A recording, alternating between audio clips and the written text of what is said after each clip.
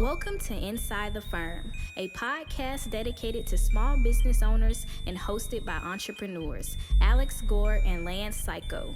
Each week, they take you on their journey of how to start, run, and grow a business by bringing you inside their architecture and real estate development firm. Get a behind-the-scenes tour of how these business leaders manage their clients and foster company culture while creating new and innovative projects. And now your hosts, Alex Gore and Lance Cayko.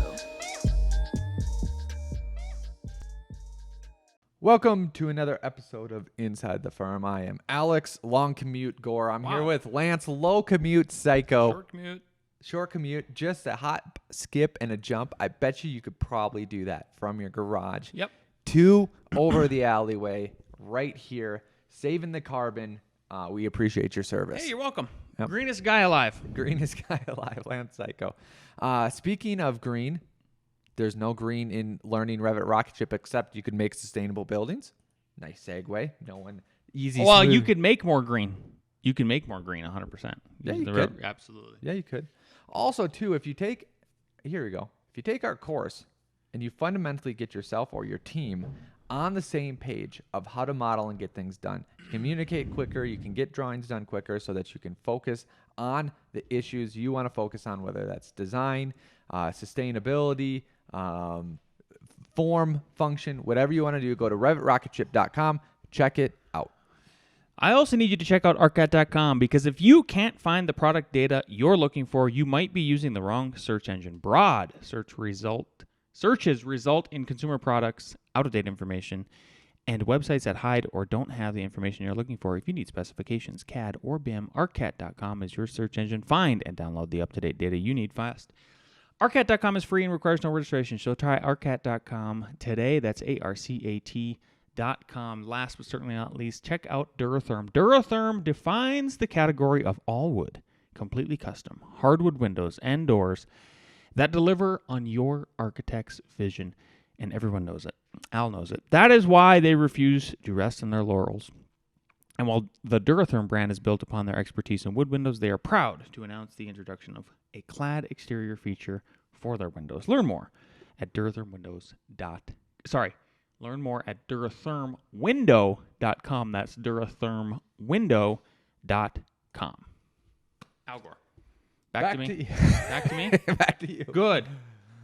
I'm just trying to pull up my article for the day here, and because of the screen recording software, I hate when it does that. I'm going to fix that one day. I'm going to fix it. Okay, here we go. So it is August 18th, 2023, and Alex and I are both gearing back up to go back into the universities because that's what we do. We try to do it all by trying to schedule it all and make it all happen. So I am actually teaching at 2 universities this year. The course I taught last semester, I'm going to continue that at CU. I was going to continue the same one, and then I'm doing an additional one at North Dakota State, which is a senior level design studio. Very, very cool. So I thought today I think we should focus on, one of the things we should focus on is I got this article pulled up from ARCANET. It's older, but it still checks out. It's from 2016, so like 7 years ago. Does teaching architecture enhance architectural practice? And today's episode is, does teaching architecture enhance your architectural practice? So I'm going to sort of interview Al about it from the article. Quote, as if running a practice wasn't challenging enough, numerous architects and designers also engage in regularly in teaching, whether it's giving one-off lectures around the world or teaching full studios and courses at universities. So how does teaching influence the practice of architecture and or vice versa? The one of the quotes that stick out that I think is the nexus here is, quote, architects that both teach and practice serve as a crucial connective tissue. So the question I have for Al is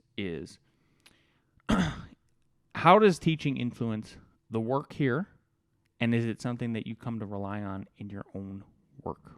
One, it reminds me the patience of teaching and the patience of dealing with people who have different perspectives and different thoughts. The second thing is that it keeps me up to date on some of the cool, crazy stuff kids are doing because their inhibition to The real world? yeah, exactly. They basically have not getting beat down by reality and are like, hey, I know it's going to come down to a box, so I'm going to make a box. Those are the two major ways for me. Yeah. The other big way I think that it can enhance your architectural not only with keeping you fresh with new information, new pieces of software, because you're going to be introduced at that level. The other way it's going to keep you on your toes and fresh is that if you do it like we do, which is not for every employee, but if you have the possibility of teaching, turning your best students into your best TAs and your best TAs into potential employees is an amazing pipeline that I would encourage everybody to try to explore. It is 100% worth it. Teaching is not about the money, trust me. So especially if you're doing a remote version like me, I'm basically donating about half of my salary from North Dakota State for this one course in travel, in time, and in all of that. Yep. Yeah. Here's the other thing it does. It teaches you that you need to delegate. You can't be doing work when you're teaching. You can't be doing work when you are in the taxi cab. Like you can be coordinating, but you can't be doing physical, actual Revit work. Yep. So if you have a problem with delegating, get yourself a teaching job. Yeah, exactly, man. And that which is exactly sort of going like all the way back in time to some of the first episodes of Inside the Firm podcast where we talked about if you have analysis paralysis, and I know some of the listeners have that, and that's okay. Some of my closest friends who text me and are considering jumping ship from a big corporate firm over to their sole practice, they're like, one of them admitted to me that like I have analysis paralysis, so they just analyze. Could you actually make money as a sole proprietor, and all of that? Like it's a kind of a nice safety net because you're going to get a salary, obviously, by teaching a course, right? So you're making up, you're already compensated, and it's sort of a safety net of income that you have, while at the same time you're giving up your ability to do the actual work, and then by jumping over onto that other side of the fence, then it will force you into the delegation. Like that's the long version of what we're trying to describe. So I would just encourage everybody to try it. If you're wondering, like, well, how do I get into teaching at a university? I think there's two big different ways. So, like, first of all, you should at a minimum have your master's degree because that's pretty critical. You could do the professional bachelor's. I think that still works, like the equivalent. But there's two different ways. Either you become really involved with your alma mater, like we do, and then you develop a rapport with them. And then you get contacted in that sort of way. Or you just simply reach out to the local university. Hey, I'm available. Here's what I do. Trust me, the universities love that they can get practicing folks from the real world in and vice versa. So it's a two-way street. And then also, too, it starts back for anyone that's in college listening. It doesn't hurt to be a good student. Yeah. Because if you're going to get a job at your alma mater, they know they're not going to hire shitty or mediocre students. So be the best from the beginning. Be the best, yep. You got to beat Al Gore, was what he's saying. Exactly. You got to crush him. Speaking of that, let's talk about the economy, okay? Economic circle right here. I think the reset on recessions has hit, meaning we have about a 3 to 8 years of what should be generally a decent economy. I think that the reset... Some people might have said when COVID happened, where the stocks went down, like that could have been the defining point, but the defining point actually was drawn out because essentially they printed a bunch of money, and the real reset happened when the Fed raised all their rates. So the peak interest rate, which could literally be now or in the next couple months, is the actual reset. What that means is that, okay, it might be hard for the next couple months for residential work because interest rates are high or remaining high. But generally, the doom and gloom of the recession basically the pain isn't going to get much worse than it is right now or was in the past. That should be good news that you now have a clear takeoff for 3 to 8 years to develop your firm, to make money. Diversify. The biggest thing is like you need to diversify your services. You can't just do high-end residential. You got to do the mix. You got to do commercial. You got to do some industrial. You got to maybe teach. Yeah. You got to maybe make a product. RevitRocketship.com. Build a better co. Start a podcast. Like it. I don't be complacent. That's the biggest thing.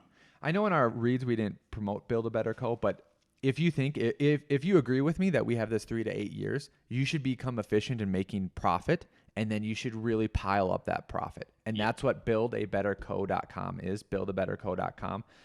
Or my email is akg@f9productions.com. If you want to have a conversation about what's working in your business and what's not working in your business, send me an email and we'll find a time to talk about it. Speaking of emails, we have I'm not going to show this on the screen because it shows some personal information, but we have a piece of fan mail. Thank you so much, Evan Weaver, for sending this email to me yesterday at 10:18 a.m. Mountain Standard Time. Made my day, made my week, and I wanted to share it with everybody on the firm. Evan gave me permission to do that, so Evan Weaver says, Lance and I guess Alex. Wait. I guess I glossed over that. Why I guess Alex? Evan, email me and explain that. Explain that to me. A little fan mail for you on this Thursday afternoon. My name is Evan Weaver. I'm recently a licensed architect in North Carolina and an avid listener to the podcast Inside the Firm. First, congratulations on reaching new heights. Thank you, Evan. It is really good to be 6'2". I got to tell you. Everybody likes it. I hope the super shoes are out of this world. I have listened to all your past episodes in the podcast and enjoyed listening to your journey. I am finally caught up as of this week. Evan, I love that you started at episode 0, by the way.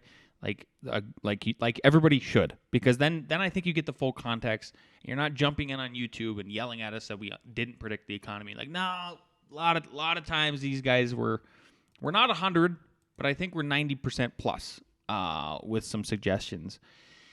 You guys have inspired me to design and help build my own house. It is a renovation /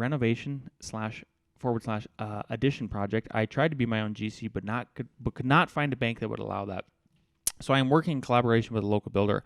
I could not be more excited and also feel more outside my comfort zone at the same time. I am not sure about Colorado, although I can guess, based on your conversation, that the constant hurdles you've been running into with getting the building permit have been exhausting. I completely understand that. One point I wanted to make to the listeners at large, and then Evan too, is like, okay, I think Alex has mentioned this too. Like, let's say whatever jurisdiction you're trying to get your GC license to do this, and the bank throws a fit, right? We ran into that before, where the bank's like, we just don't think you're quite qualified for this. It's a lot of money or whatever. Yeah.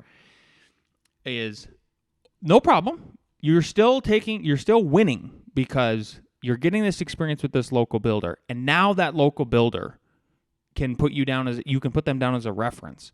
And maybe you have to do this 3 times. Maybe you have to work up in this way sort of 2 or 3 times of getting the experience and then convincing the bank, like, look, here was my involvement with it. I was hands-on. I understood the whole process. Here's proof of that. That's what I would recommend to folks who are trying to just take that leap into becoming an architect builder, which, again, by the way, is like, let's say the economy stays flattish. I think it's going to stay flattish for a while. I don't think we're looking at a huge, I mean, who knows what happens in Q4, but the BRICS meeting, isn't the BRICS meeting happening today? Did it already happen? Oh, that's a great question. You should look that up while I'm talking. Yep, I will.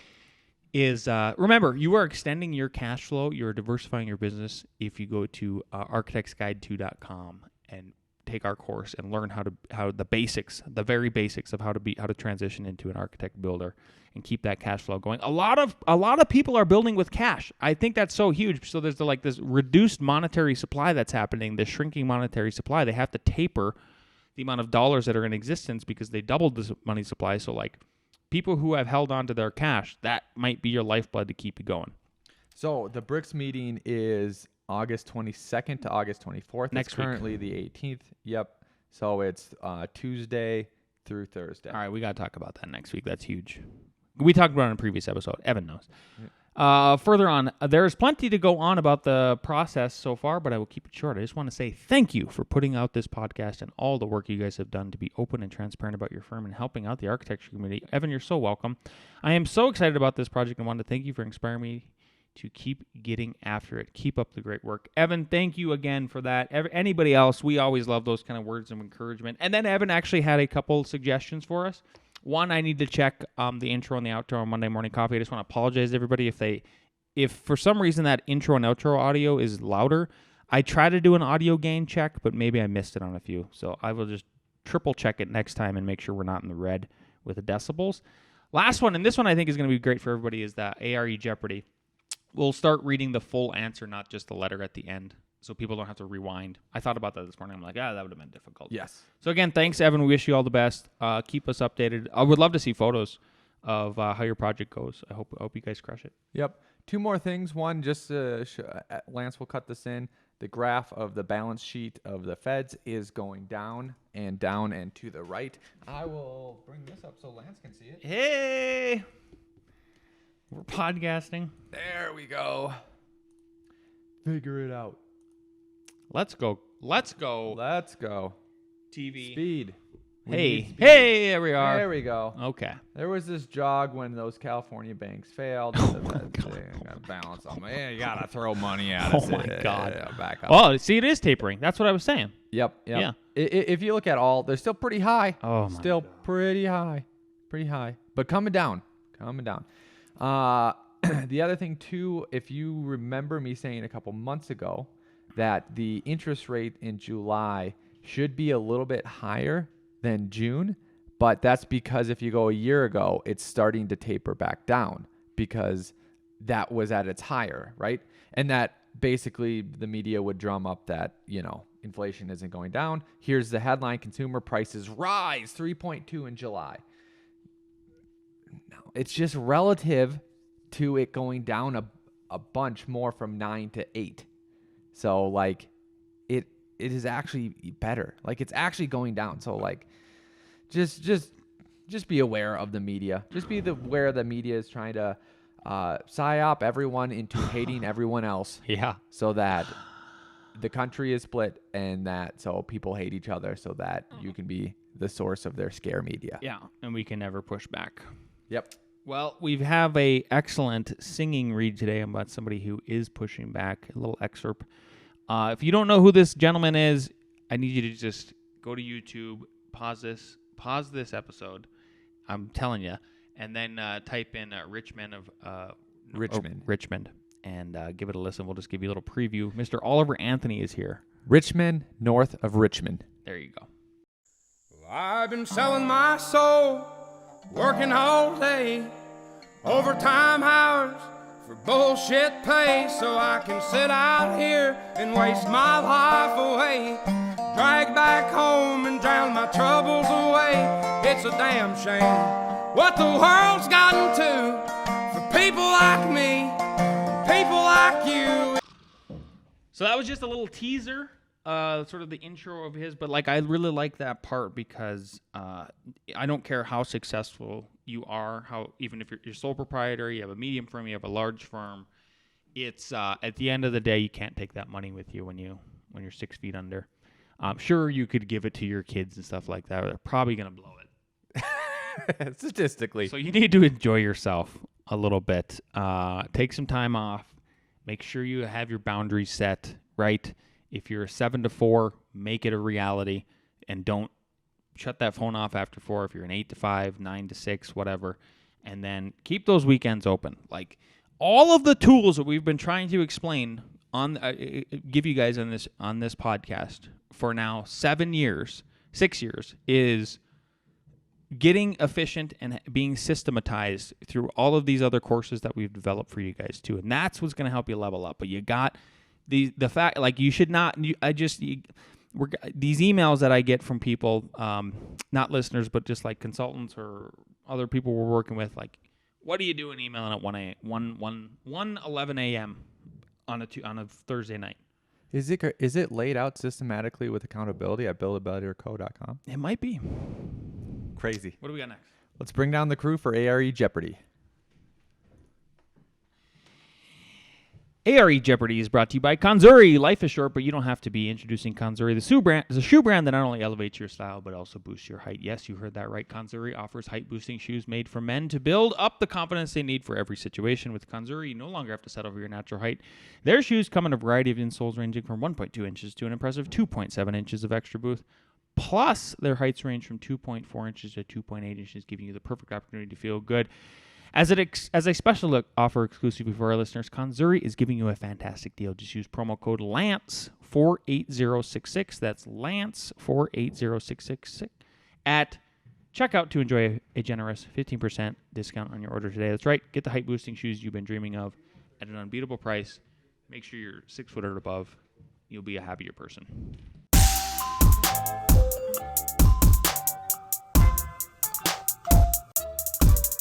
Question number 1.